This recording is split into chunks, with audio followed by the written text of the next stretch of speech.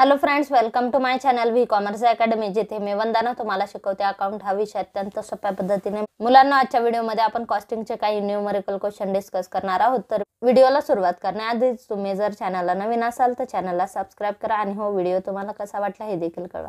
आजच्या व्हिडिओचा पहिला प्रश्न आहे, calculate raw material consume from the following information. ठीक आहे, आपल्याला रॉ मटेरियल कन्झ्युम किती आहे ते काढायला सांगितलंय. परचेस ऑफ रॉ मटेरियल किती सांगितलं, 15 lakh. Expenses incurred on purchase of raw material 1 lakh. Increase in stock of raw material 4,50,000. Wedges 9,52,000. Direct expenses 4,68,000. ठीक आहे, तर आपल्याला काय काढायला सांगितलं, रॉ मटेरियल कन्झ्युम काढायचं. तर रॉ मटेरियल कन्झ्युम काढण्याचा फॉर्म्युला काय, परचेसेस घ्यायचे. परचेसेस मध्ये जर एक्सपेन्सेस असतील काही तर ते ऍड करायचे. त्यानंतर ओपनिंग स्टॉक ऍड करायचा, क्लोजिंग लेस करायचा. एवढंच आपल्याला करावं लागतं. ठीक आहे, मग आता बाकीची जी इन्फॉर्मेशन दिली आहे जसं की डायरेक्ट एक्सपेन्सेस, वेजेस, ठीक आहे, तर ही सगळी इररिलेटिव्ह इन्फॉर्मेशन आहे, त्यामुळे ही इथं घ्यायची गरज नाही. याच्यामध्ये आपल्याला काय करायचे, रॉ मटेरियल कन्झ्युमची कॉस्ट काढायची. ठीक आहे, मग परचेस किती आहेत, 15 लाख. त्याच्यामध्ये ऍड एक्सपेन्सेस करा 1 लाख. किती आले, 16 लाख. ठीक आहे, परचेस कॉस्ट किती झाली, 16 लाख. त्याच्यामध्ये increase in stock of raw material, stock of raw material मध्ये किती वाढ झालेली आहे तर ती काय करून टाका, लेस करून टाका. मग हे काय आले आपले रॉ मटेरियल कन्झ्युम. मग हे किती आले, 11,50,000. Then C is a correct answer. त्यानंतर पुढचा प्रश्न आहे, total cost of a product ₹10,000. Profit 25% on selling price. Profit is.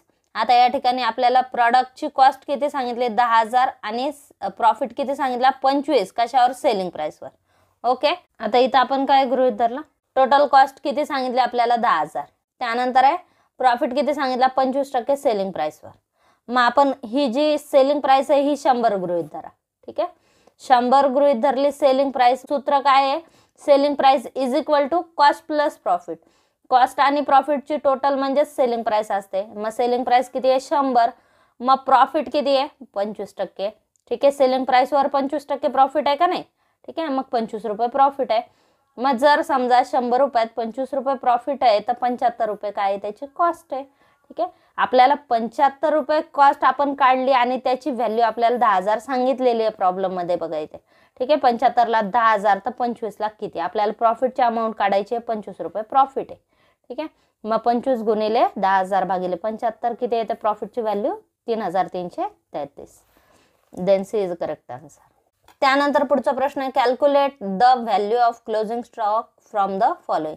ठीक आहे, आपल्याला कशाची व्हॅल्यू काढायची आहे, क्लोजिंग स्टॉकची व्हॅल्यू काढायची.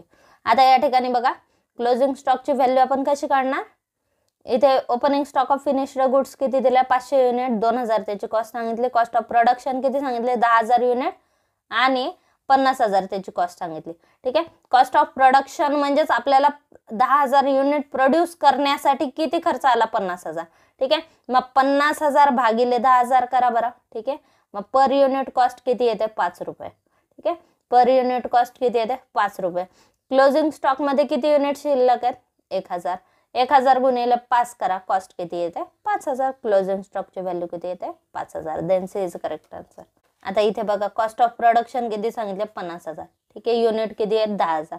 पर युनिट कॉस्ट 50,000 भागिले 10,000 करा, 5 रुपये. 5,000 आपल्याला क्लोजिंग स्टॉकची व्हॅल्यू काढायची, 1,000 गुणिले 5 करा, 5,000. 5,000 ही व्हॅल्यू कशाची येते, क्लोजिंग स्टॉकची. ठीक आहे, then C is a correct answer. त्यानंतर पुढचा प्रश्न आहे, material consume 5 lakh. Opening stock of raw material 50,000. Closing stock of raw material 25,000. What is the cost of raw material purchase. ठीक आहे, आपल्याकडे मटेरियल कन्झ्युम किती सांगितलं, 5,000.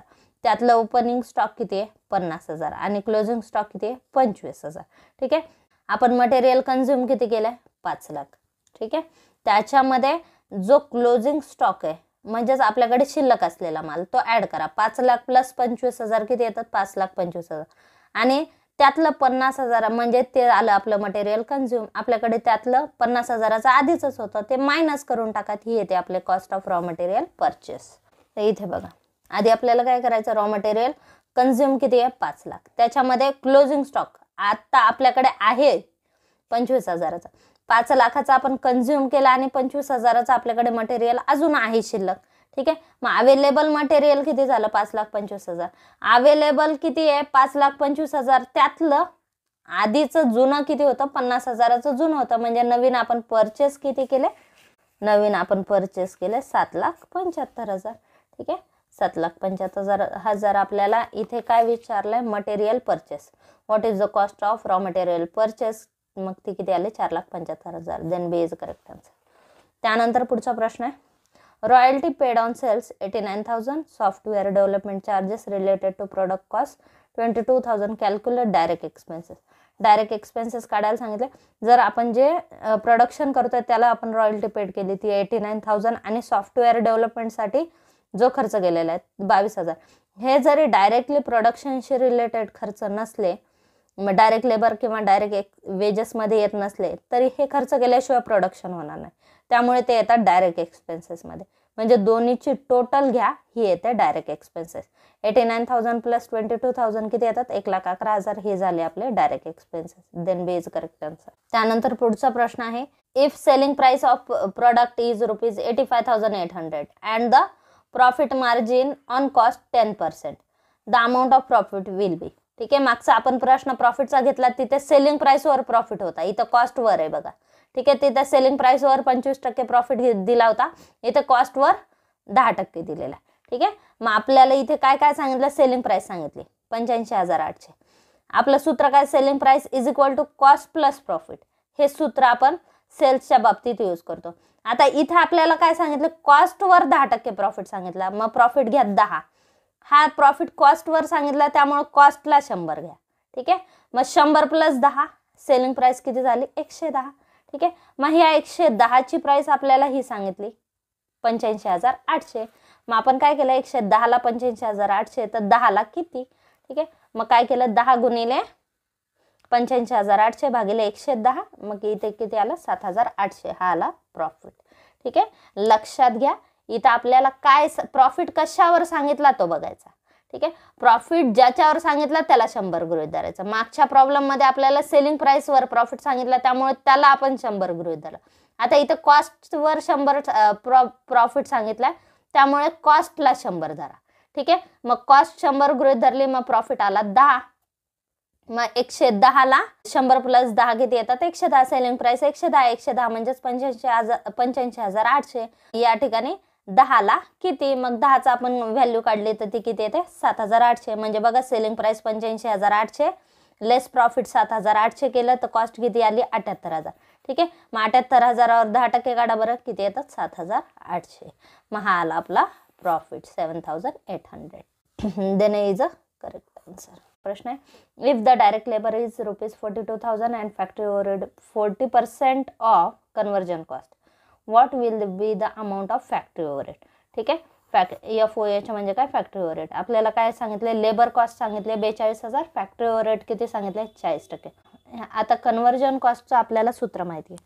ठीक आहे, conversion cost is equal to labour plus factory overhead. ठीक आहे, आता इथे लेबर कन्वर्जन कॉस्ट आपण किती घेणार? Labour plus factory overhead. मग आता जर समजा आपण गृहीत धरलं कन्वर्जन कॉस्ट 100 रुपये, लेबर किती आहेत? लेबर आहेत 42,000 आणि फॅक्टरी ओव्हरहेड 40% आहेत. फॅक्टरी ओव्हरहेड 40% म्हणजेच लेबर किती आहेत? 60%. ठीक आहे, म्हणजे 60 प्लस 40 कन्वर्जन कॉस्ट आली 100 रुपये. ठीक आहे, आता इथे बघा लेबर किती सांगितलेत? लेबर सांगितलेत आपल्याला 42,000. ठीक आहे, 42,000 आणि फॅक्टरी ओव्हरहेड सांगितले नाहीत, काढायला सांगितले. जर समजा आपण कन्वर्जन कॉस्ट 100 गृहीत धरली तर त्यातले फॅक्टरी कॉस्ट किती सांगितले? फॅक्टरी ओव्हरहेड 40% सांगितले. 40% म्हणजेच उरलेले 60% लेबर आहेत. म्हणजेच या 60%ची व्हॅल्यू आपल्याला माहिती आहे. 60ला 42,000 तर 40ला किती?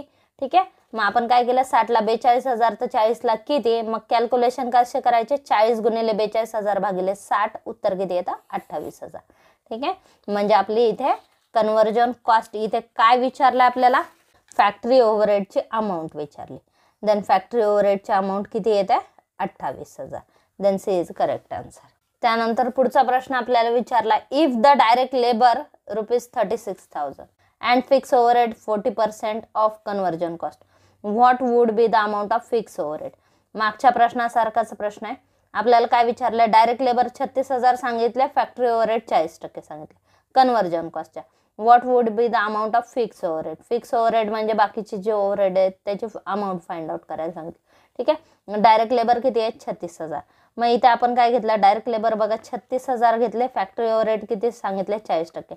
मग डायरेक्ट लेबर जर समजा फॅक्टरी ओव्हरहेड आणि डायरेक्ट लेबरची टोटल म्हणजेच कन्व्हर्जन कॉस्ट. कन्व्हर्जन कॉस्ट जर आपण 100 घेतली तर फॅक्टरी ओव्हरहेड 40 आहेत, लेबर कॉस्ट 60 आहे. ठीक आहे. मग ह्या 60ची व्हॅल्यू आपल्याला 36,000 सांगितले. 60ला 36,000 तर फॅक्टरी ओव्हरहेड म्हणजेच किती. मग फॅक्टरी ओव्हरहेड म्हणजेच काय, जे फॅक्टरीशी संबंधित जे खर्च असतात, जसं की रेंट आहे, फॅक्टरी रेंट आहे, मग तो फॅक्टरी ओव्हरहेडमध्ये येणार. म्हणजेच आपण काय गृहीत धरू, फॅक्टरी ओव्हरहेड म्हणजेच फिक्स ओव्हरहेड. ओके. मग ते किती आहेत, 40ला किती, 40 गुणिले 36,000 भागिले 60 किती येतात, 24,000. ठीक आहे. Then C is correct answer. तर हे झाले कॉस्टिंगचे काही इम्पॉर्टंट न्यूमरिकल क्वेश्चन्स. तर आजचा व्हिडिओ तुम्हाला कसा वाटला हे कमेंट बॉक्समध्ये नक्की कळवा. चॅनल अजून सबस्क्राईब केलं नसेल तर चॅनलला सबस्क्राईब करा, व्हिडिओला लाईक करा, शेअर करा आणि सबस्क्राईब करा. थँक्यू.